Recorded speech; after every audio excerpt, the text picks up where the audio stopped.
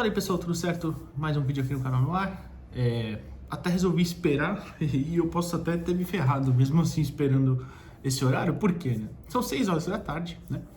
A primeira janela, né, de transferências fecha hoje e o Santos não contratou ninguém. Vendeu um jogador, é sobre a venda dele que eu vou falar, né? Do Soteldo, claro. Teve outras duas saídas que a gente já falou, né? Aqui também, do Léo Godoy e do Julio Furt, mas acho que não vale a pena comentar, já comentamos mesmo, é mais para falar da venda, né, de ontem, e que não chegou ninguém mesmo, né? E acho que comentar isso, vai ter outra janela, lembrando, né? Tem mais uma rodada, e depois, que agora quando Fortaleza, quinta-feira, né? Depois dessa data FIFA. Depois dessa rodada, para tudo, tem o Super Mundial. E aí, depois do Super Mundial, a janela reabre dia 11 de julho e o Campeonato Brasileiro volta dia 12. O Santos deve jogar entre dia 12 ou 13 ali contra o Palmeiras. Então, dá para contratar antes de ter esses jogos, né? É bom pontuar isso também. A grande preocupação... Opa, desculpa, deixa eu ter a mesa aqui. A minha grande preocupação é que se contratarem só depois da pausa, depois das férias, né? Que vão ter 2 semanas de férias, é bom lembrar. O atleta que chegar vai ter menos tempo para treinar com um grupo novo, para se adaptar e para registrar o cara talvez demore, enfim, essas coisas todas. Mas é isso que vamos comentar aqui hoje, né? Como eu falei, eu posso até me ferrar, de repente o Santos anuncia alguém 8 horas da noite, vai saber, né? Ainda vale, até meia-noite. Mas não é o que a gente escutou por aí, né? Bom, mas enfim. Tô gravando no intervalo de Bolívia e Chile. O Miguelito fez um gol, inclusive, tá 1-0 para Bolívia. Hoje tem jogo do Brasil, eu vou fazer o pós-jogo lá no meu segundo canal, se você não é inscrito, não conhece ainda, é o Garden Futebol Internacional. Vou deixar no final desse vídeo, deixo sempre no final de alguns, mas já falei algumas vezes aqui também. Se inscreve lá, tem bastante coisa dessa data FIFA também. E deixa o like nesse vídeo, se inscreve neste canal também, que é o Jogo Falado. E é isso. Bom, vou começar falando sobre a venda do Soteldo, que foi fechada ontem, né? Já falamos na live do trio de ontem também, até hoje, até um pouquinho mais. Mas para concluir, né? A apuração do UOL foi que o Fluminense comprou 50% dos direitos, o Santos tinha 50%, o Tigres 50%. O Fluminense comprou 50% e metade do valor foi para o Tigres, metade para o Santos. O Flu pagou 5 milhões e 500 mil dólares, 30 milhões de reais aí, ou seja, Santos ficou com 15 milhões de reais, Tigres também 15 milhões de reais. Agora, né? Depois, o Flu, se não vender o Soteldo até o final desse ano, o Flu tem que pagar mais 2 milhões de dólares, 11 milhões de reais, para Santos e Tigres também, mais 5 milhões e 500 mil para cada um. Além disso, tinha aquela dívida, né? O Santos devia 2 milhões e 800 mil reais ao Soteldo desde 2019, uma dívida que as outras gestões, né, Pérez e Rueda, não pagaram. E aí, o Santos conseguiu negociar para que o Flu pagasse essa dívida. Então, o Santos não ganha esse valor, mas deixa de pagar esse valor, né? Então, entra ali na negociação, né? Como um ganho para o Santos.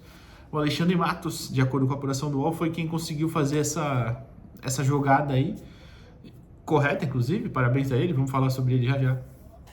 E aí o Santos recebe, então, né, os 15 milhões, né, da compra, mais esses 3 milhões, 2 milhões e 800, né, 3 milhões de abatimento, e aí deve receber mais os outros 5 milhões e 500 mil, porque eu duvido muito que o Fluminense venda o Soteldo por um valor maior ainda, né? Esse ano ainda. Mas enfim, né? Se não também, né? A gente recebe aí esses 5 milhões, totalizaria aí no negócio 23 milhões e 300 mil para o Santos, né? Eu acho que foi um bom negócio, acho que foi um bom negócio mesmo. Questão de valor ainda, eu vou até abrir aqui para falar certinho. Quando o Santos comprou, né, o Soteldo junto ao Tigres, né? É bom lembrar que primeiro a gente tinha tido um empréstimo, né? E aí o empréstimo era com obrigação de compra, então o Santos não teve como devolver ao Tigres, né? E na época o Santos pagou quase 20 milhões ou 20 milhões, deixa eu ver, 4 milhões de dólares, na época a cotação foi 19 milhões de reais, 19 milhões e 300 mil reais. Ou seja, o Santos ainda lucrou 4 milhões de reais, não que 4 milhões de reais seja grande coisa, óbvio que não, né? Não faz absolutamente nenhuma diferença pro Santos em questão de lucro e tal, mas só pontuando mesmo que teve ali um lucro. Já é um jogador mais velho, né? O Soteldo já está ali, não é um jogador velho também, claro, ele tem 28 anos, ou 27, vou até abrir aqui, mas eu acho que ele é de 97, se eu não estou enganado. Então, é um jogador que é difícil você aumentar o valor de mercado, ele é de 97, vai completar 28 esse mês ainda, dia 30, daqui a 20 dias completa 28. É difícil você aumentar o valor de mercado, né? Quando o cara não estourou, não explodiu, não está em um alto nível, né? Ou mais alto do que ele estava quando chegou aqui, coisa que ele não estava. Então, esse lucro vem daí, né? Beleza. Outra coisa, a questão do não poder contar com ele, né? O Soteldo jogou, né? Desde que voltou, ele jogou 32 partidas em 2023. Não, na verdade, ele volta em 2022, né? Então vamos falar direitinho. Em 2022, ele joga 7 jogos com uma assistência, nenhum gol marcado. Em 2023, ele joga 32 jogos com um gol marcado e 8 assistências. Aí já números um pouquinho melhores, né? Mas até eu acho que eu tô falando das assistências... não, acho que é só pelo Santos, né? Segundo os dados do gol. Eu acho que é só pelo Santos, mas eu vou abrir os dados detalhados só para ver se eu não tô falando besteira, para ser justo também aqui.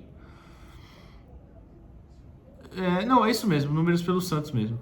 6 assistências na Série A, uma na Copa do Brasil e uma no Campeonato Paulista. Então, 32 jogos, 1 gol e 8 assistências. Em 2024, vocês sabem, teve toda aquela questão, não jogou aqui, foi pro Grêmio e tudo mais. Beleza, né? Aí no Grêmio ele teve 41 jogos, 7 gols e 4 assistências. E esse ano, até então, ele tinha 17 jogos e 2 assistências.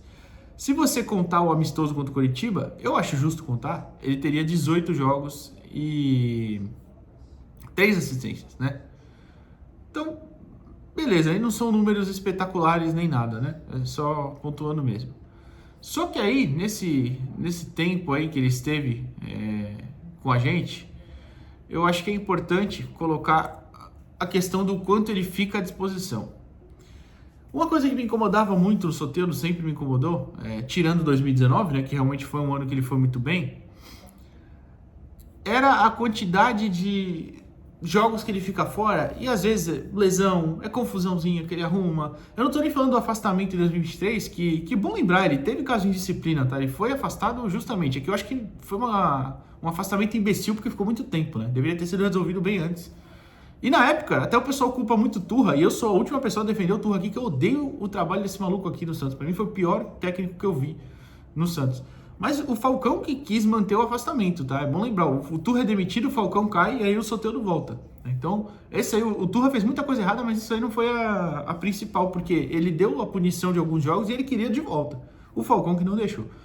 Mas enfim, 2 horrorosos. Então, teve intriguinha, lesões, cartão... No mínimo, duvidoso, que ele teve várias e várias vezes, né? E era sempre cartões assim, ia ter data FIFA, ele ia jogar contra a Venezuela, pela Venezuela. Aí ele era expulso no jogo seguinte, ele viajava mais cedo. Ou igual agora, que ele tava machucado, não jogou contra o Botafogo, 4 dias depois estava jogando pela Venezuela. Porra, como é que faz? Enfim, é difícil, né? É difícil. Mas isso era uma coisa que me incomodava muito no Soteldo, o quanto ele não estava à disposição. E aí, eu abri aqui a lista, né? Desde que ele voltou ao Santos, ele teve em 2022 2 lesões. Uma na coxa, que foi mais séria, que ele fica 3 meses afastado, que aí também já acabou a temporada, né, e tal. Depois lesões musculares em 2023, problemas musculares na coxa ainda também em 23.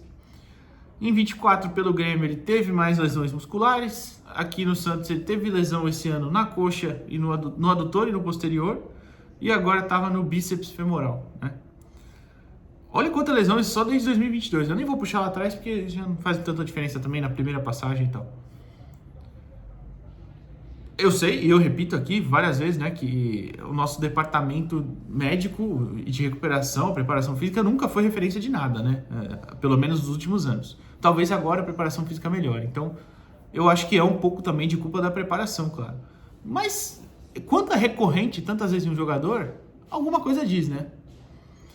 É complicado. Isso aqui é complicado. Enfim, então, era uma coisa que me irritava muito, quanto ele não ficava à disposição. E como tem muita gente, e eu não tô julgando, eu só discordo demais, tá? E eu preciso falar aqui o que eu discordo. Tem muita gente que acha que se ele não tivesse ficado tanto tempo afastado, em 23 a gente não tinha caído. Gente, ele jogou vários e vários jogos que ele não jogou nada, rigorosamente nada. O último jogo que o Soteldo pôs a bola embaixo do braço e resolveu foi contra o Grêmio, em 2023. Quando ele volta da suspensão, inclusive, né? Que ele faz um gol e dá uma assistência. Aliás, dá 2 assistências Contra o Vasco ele vai muito bem também, eu já falei aqui, ele faz gol e tal, mas não resolve o jogo, né? Mas foi muito bem. Esse ano ele teve bons jogos, eu não sou injusto aqui, eu falei já, contra o Mirassol ele fez um bom jogo, contra o Grêmio ele fez um bom jogo, apesar da derrota do Santos. Mas no geral, ele tem muito mais atuações ruins nessa volta do que boas. Diferente de 2019, por exemplo, que ele tinha várias atuações muito boas, algumas ótimas, inclusive. Em 2020 o nível um pouquinho menor, mas é assim muito bem também, né? Um dos melhores jogadores do time, de novo eu chutei a mesa, um dos melhores jogadores do time ainda. Então assim, as pessoas, os rivais brincam muito, né? Brincam, provocam, enfim, do Neymar hipotético. Tem muita gente que vê o Soteldo hipotético, né? Soteldo que poderia resolver, o Soteldo que estaria em campo. O problema é isso, é quando ele está em campo, quando ele resolve. Enfim, então acho que foi um ótimo valor. A gente conseguiu se livrar de um jogador que não recebeu salário baixo não, tá? O pessoal pensa que é baixo, não era não. Perto da casa de 1 milhão, inclusive. Fez biquinho já esse ano, né? Bom lembrar, quando o Caixinha na primeira coletiva fala de indisciplina tática, um pouco indisciplinado. Ele elogia, ele fala que é um jogador muito talentoso, e depois ele fala, um jogador um pouco indisciplinado taticamente. Não é nada demais, mas tudo bem. Enfim, então é isso. Dito tudo isso, não significa que eu quero o Guilherme titular, não significa que eu quero o Verón titular, e eu já passo para essa parte do vídeo, que é, se dá para elogiar o Alexandre Matos por ter conseguido jogar essa dívida para o Flu, que eu acho que é justíssimo, o elogio, né? Um bom poder de convencimento dele, né? Eu acho que também já cabe uma pequena crítica aí, que ele já chegou no clube segunda-feira passada, né? 8 dias aí, dava para ter fechado alguém, né? Ainda mais a gente sabendo a urgência que a gente tem. Tinham negociações que começaram a ser conduzidas pelo Pedro Martins, né? O próprio Arão, por exemplo. E aí o Matos gostou e tal, aprovou, enfim. Eu entendo que ele deve ter parado, dado uma analisada em outras, e eu nem julgo isso, mas apesar de que assim, a contratação não devia passar justamente pelo executivo, né? Devia passar pelo nosso análise de mercado. A análise de mercado entregou, o clube viu que faz sentido dentro de um perfil, né, para o elenco, de peças que faltam, não precisava ser o executivo aprovar ou não, né? O executivo tinha que negociar. Mas a gente sabe que no Santos não funciona da melhor forma, da forma profissional, né? E aí, assim, em que caiba aqui o elogio muito grande, o elogio, né? Realmente uma ótima negociação, eu acho, do Matos, essa da venda, especialmente se livrar da dívida, de jogar pro Flu que tinha que pagar. Acho que cabe também essa pequena crítica, já que, assim, teria que ter chegado... Claro que aí, de repente, talvez o próprio presidente falou, Matos, dá uma segurada agora, a gente não pode gastar, não sei. Mas aí vai ter contradição, porque o elenco precisa de peças, né? E algumas posições de forma urgente.